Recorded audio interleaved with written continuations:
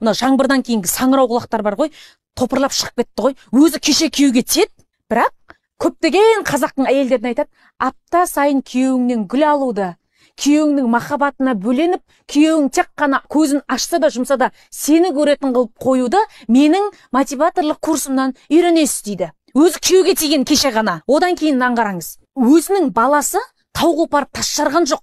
Бір асудан асып белесті бағындырған жоқ. Бірақ елге айтады, сен балаңды дұрыс тәрбиелеп жатқан жоқсың.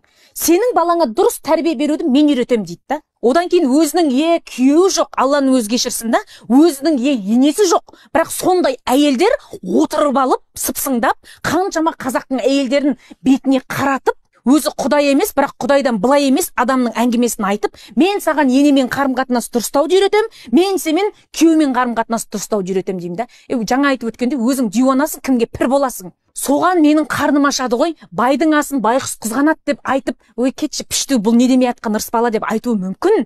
Бірақ бұл жерде адамда сәл ұят болу керек шығар. Соның айтқан сөзіне еріп алып, таңнан кешке дейін соның бетіне қарап отырған әйелдерге менің қарным ашады. Бала шағасының аузынан жырып, соның бұлшылдап айтатын 1,5 сағаттық, 3-4 сағаттық, бір 5 күндік сабағына береді да.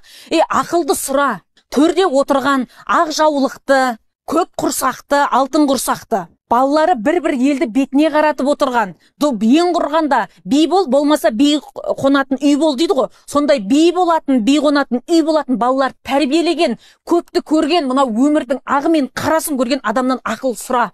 Ол кісі ақыл айтса, жарасады.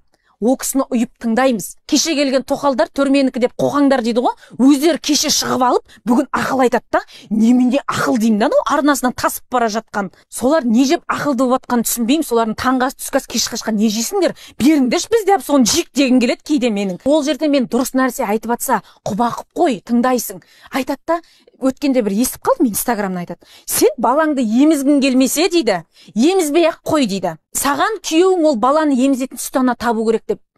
Қаяқтан табады оны еркек? Одан кейін күйеуіңнің нәскиін жума дейді. Жуғың келмесе дейді, жума. Себебі сенің әйелдік энергияң төмендеп, сенің самооценкаң төмендейді дейді, сенің бағаң төмендейді дейді. Сонда бағаны әркім өзіне бере ма? Бағаны айналасы, араласатын ортасы, туған туысы, мынау халқы бермей ма? Неменеге біз қатын болып байға тидік, нәски жумаса?